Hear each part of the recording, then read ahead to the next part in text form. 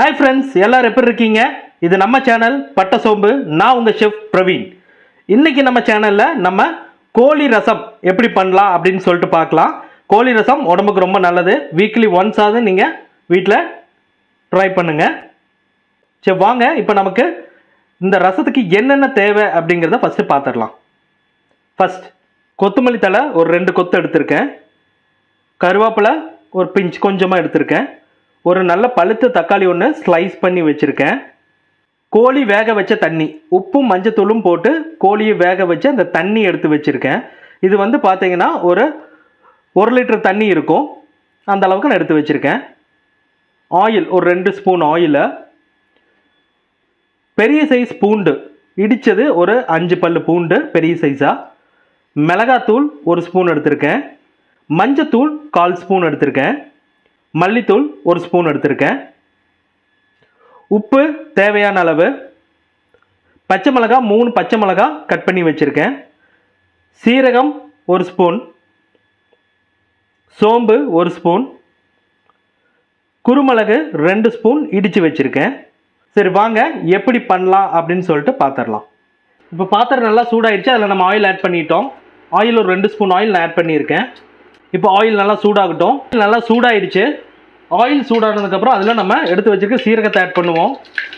சீரகத்தை ஆட் பண்ணிட்டேன். நெக்ஸ்ட் சோம்பு ஆட் பண்ணுவோம். சீரகம் சோம்பு நல்லா வெடித்ததுக்கப்புறம் நம்ம இதில் கட் பண்ணி வச்சுருக்க பூண்டை ஆட் பண்ணுவோம். பூண்டு போட்டு நல்லா மிக்ஸ் பண்ணிக்கலாம். பூண்டு இப்போ நல்லா வெந்துருச்சு. பூண்டு வெந்ததுக்கப்புறம் நம்ம அதில் கருவேப்பிலை ஆட் பண்ணலாம், பச்சை மிளகாய் ஆட் பண்ணலாம். ஆட் பண்ணிட்டு இதையும் நல்லா மிக்ஸ் பண்ணிக்கலாம். இப்போ ஸ்லோ ஃப்ளேமில் அது கொஞ்சம் நேரம் வேக விடுங்க. நம்ம தக்காளி ஆட் பண்ணிக்கலாம்.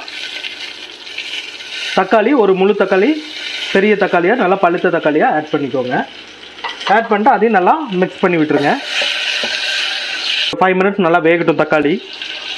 பார்த்திங்கன்னா தக்காளி நல்லா வெந்துருச்சு. உன்னி வந்து நம்ம அந்த தக்காளியை நல்லா மசிச்சு விடுவோம், கொத்தி விடுவோம். அப்போ என்ன ஆகும்னு கேட்டிங்கன்னா தக்காளி நல்லா மேஷ் ஆகும். தக்காளி இப்போ நல்லா வெந்துருச்சு.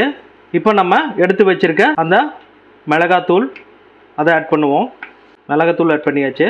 நெக்ஸ்ட் 1/4 ஸ்பூன் மஞ்சத்தூள் ஆட் பண்ணுவோம். மஞ்சத்தூள் ஆட் பண்ணியாச்சு. அப்புறம் மல்லித்தூள் ஒரு 1 ஸ்பூன் மல்லித்தூள் ஆட் பண்ணுவோம். மிக்ஸ் பண்ணி விட்ருவோம். அந்த மசாலாவோட பச்சை வாசம் போகிற வரைக்கும் நல்லா மிக்ஸ் பண்ணி விட்ருங்க.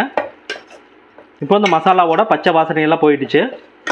இப்போ நம்ம அந்த இடித்து வச்சுருக்க குருமிளகு 1 ஸ்பூன் குருமிளகு நல்லா இடித்து வச்சுருக்கு இல்லைங்களா, அதை நம்ம இதில் ஆட் பண்ணிக்கலாம். அது ஆட் பண்ணியாச்சு. ஆட் பண்ணிட்டு அதையும் நல்லா மிக்ஸ் பண்ணிக்கோங்க. கோழியை வேக வச்ச தண்ணி, உப்பு மஞ்சத்தூளும் போட்டு வேக வச்ச தண்ணியை இதில் நான் இப்போ ஆட் பண்ணிக்கிறேன்.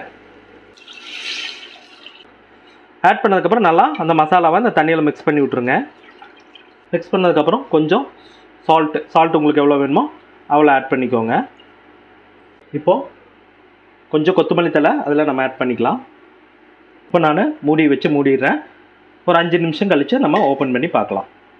5 மினிட்ஸ் ஆகிடுச்சு. இப்போ நம்ம ரசம் கொதிச்சிருக்கோம். நம்ம இப்போ அதை இறக்கிடலாம். ரசம் நல்லா கொதிச்சிருச்சு. இப்போது நம்ம ரசத்தை இறக்கிடலாம். கண்டிப்பாக ட்ரை பண்ணுங்கள். ட்ரை பண்ணிவிட்டு கீழே கமெண்ட் பண்ணுங்கள்.